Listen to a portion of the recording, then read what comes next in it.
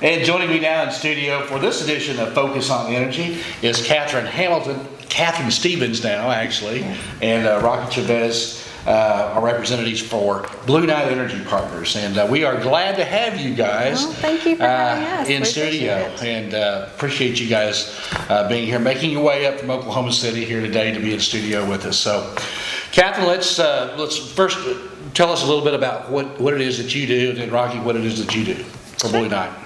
Absolutely. We're both in the business development department for Blueknight Energy. We focus on the crude oil and trucking side of the business.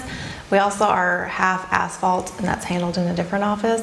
I am a commercial representative, so I handle growth opportunities that we have.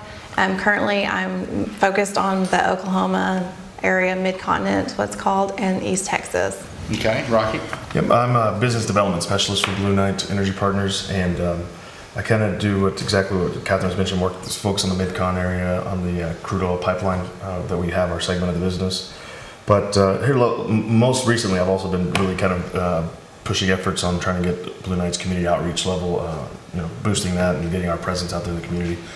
So really, I've been focusing on all of that, and we'll talk a little bit more about it. But Cushing and BBQ Blues is something. Yeah, we'll talk about that here in just a little bit. Let's talk about corporately for Blueknight Energy Partners, because they're relatively new, I think, in a lot of ways to some of us. I know they built a new facility here in Cushing about 3 years ago, as far as I can remember. That's right. And I know you have an office in Oklahoma City. Tell us corporately about kind of where your locations are, where your presence is. Sure. Our corporate office is in Oklahoma City. We have a office also in Tulsa, and of course Cushing is our main hub for the oil. We have 2 terminals here. We have... You mentioned Houston as well? Or? Yeah, we have an office also in Houston, but Cushing is where things really happen. That's where our end of our pipeline system is, where a lot of them end. They end in the Cushing Terminal. We have 6.6 million barrels of storage there. Like I mentioned, we have 2 terminals here. We have like 26 acres of development property that we're sitting on right now for future expansion and opportunities.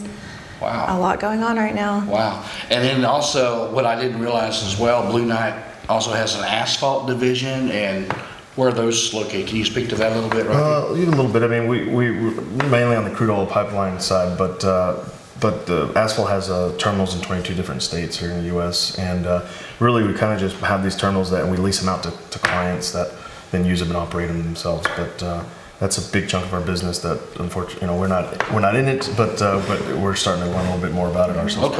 Okay. So primarily, though, you are in the U.S. Are you in Canada as well? No, we're just U.S. Yeah, we have pipeline systems that run between here in Texas, and as Catherine mentioned, our Oklahoma system, all of it goes north up to Cushing. We're from pretty much cover almost all the state of Oklahoma, and it all ends up back here in Cushing. Okay, all right. Now, midstream is a term that's used quite frequently with a lot of these different companies and stuff. Let's touch on that a little bit. Explain that, what that term means, and how that fits in the operation. Absolutely. Well, since we're in midstream, that means we don't actually do any excavation or production of oil.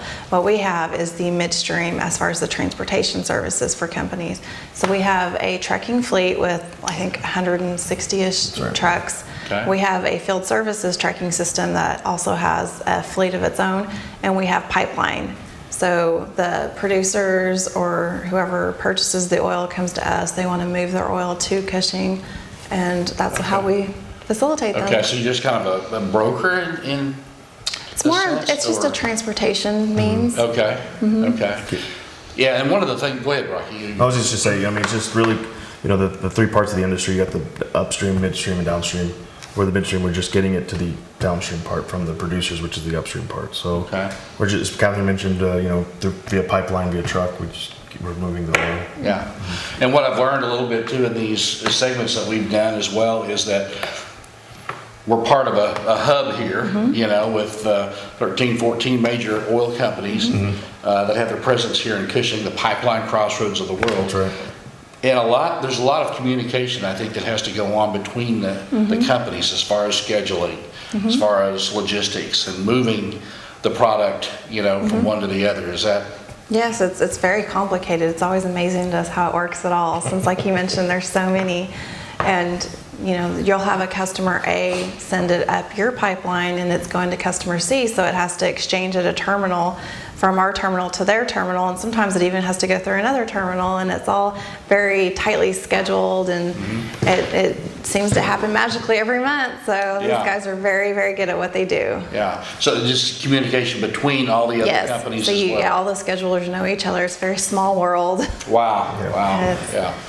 Well, I know Blueknight has certainly had a presence here, and corporately, and wide, still a fairly small company. I mean, but they employ several hundred. Yeah, we have people. probably around 800 employees total. Yeah. Yes. Yeah. It's a bigger company than you think. We have quite a bit of storage here. Right, about 7 million barrels, you said. Yeah, 6.6. And how much of that transfers on a daily basis? Do you have any idea? It just varies customer to customer. I mean, it depends. I mean, It depends on the market. Yeah. If it's a contango market, then you're going to have things not being moved. If it just depends on the markets. Either it's kind of liquidating out or it's Right. not. A lot of it can sit in storage for a long time. And Exactly. you're making money depending on the market. Yeah. Yep. So it's Yeah. kind of like you would think in the New York Stock Exchange, people are actually using that as a way to. Yeah, leverage themselves against the market. Now there's, you had mentioned, we talked before a little bit about the number of employees here, basically locally here in Cushing, and that's 40, 50? Yeah, so our terminal on Linwood Street has roughly a dozen guys in the office, but I think a lot of them most of them, dozen there, but then there's a few others, like a few dozen others that are Field guys working the terminal, Right. working this the pipes and things like that. So it's roughly around about 40 people. Okay, and then how many do you employ out of the Oklahoma City office? We have roughly about 40 to 50. Yep. In Yep. that office as well? That's correct. And then in Tulsa, that's equal size. About the same. Yeah, and the guys, I know a couple of the guys here have been around, lived in Cushing for a long time. They're employed with Blueknight. Tim Moore, I think, is one of your Yes. supervisors? He's our terminal operator, Okay. and he's been around for Yeah, quite a while. vice president of operations. Yeah, and then Okay. Jerry Four is our manager of the Cushing office there. Okay. Yeah, and those guys and great guys. They've been part of the community here for a long time, and they do a real good job for us. Yeah, certainly. Cushing. Well, it's a nice facility. I mean, if you guys haven't been out there on, I think it's Grandstaff and Linwood, I believe. There's a nice facility out there that you guys just recently built, as we spoke about 3 years ago. And your acreage is right there as well? Yes, that's part of our terminal, and we also have a southern terminal too. Okay. Yeah, for development, future development? No, that's separate. That's Okay. the whole other. We have just 2 locations with storage, and then another location that we're looking to develop future. What do you see in the future for Blueknight?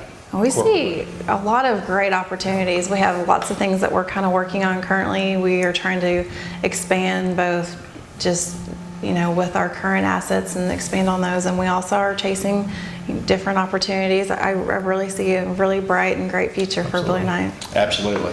Well, you guys have been a great part of what we do for RDMG TV. We first met you guys and came down and talked about what our concept was here in the community. And you guys jumped right on board with us, and we're glad that you guys did and are part of what our community initiatives are here at RDMG TV. And talk a little bit about other things that you may do in different communities and other programs that you may participate in.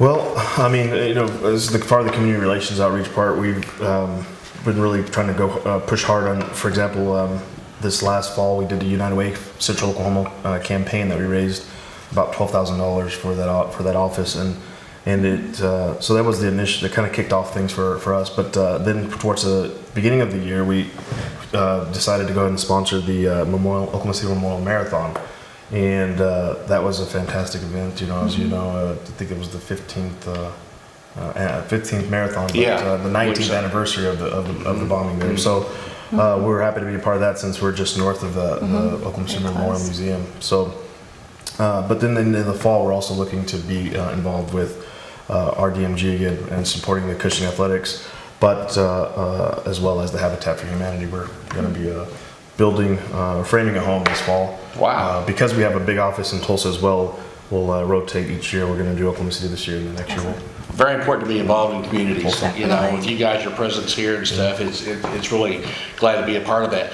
The big thing here, though, too, is BBQ Blues. Yes. Every year, that's a big event here. All the pipeline companies come together and they celebrate amongst themselves, and then they also provide a lot of entertainment and the event for our community as well. And you guys are part of that. Yes, we really love to serve the communities that we are in, and that's part of being a responsible corporate citizen, and our CEO is very passionate about that. And so the big event in Cushing is the BBQ Blues. That's our way to give back to the community. We, always host a tent, and there's quite a few other oil companies, and we're very excited about that this year. Yeah, very well, excited. and last year, according to the weather and stuff, it was really a great time, and we're looking for another good time this year as well. Well, yeah, I've heard a lot of good things. This is my first year going to be involved with it, so looking forward to see what how it all goes. And but yeah, as Catherine mentioned, we're excited to be a part of it, and we're actually going to do a bigger and better this year for Blueknight's tent. So if people want to come out and see us on Saturday, June 14th, that'd be fantastic. Yes. We'd love to have them. So. Rocky and I will be there. Come say hi. Yeah. Well, absolutely. We'll be glad to see you guys there as well, and glad you guys are participating in that. Happy to have you a part of the community, and to have you be supporting RDMG TV and the initiatives there, and the public awareness message. Call 811 before you dig. Absolutely. That's always Very a great important. message to put out in front of the public. And so anyway, we're going to wrap up this session here in our edition here of Focus on Energy. My guests today have been Catherine Stevens Stevens, and correct. Rocky Chavez, Blueknight Energy Partners. Thank you. Thank you.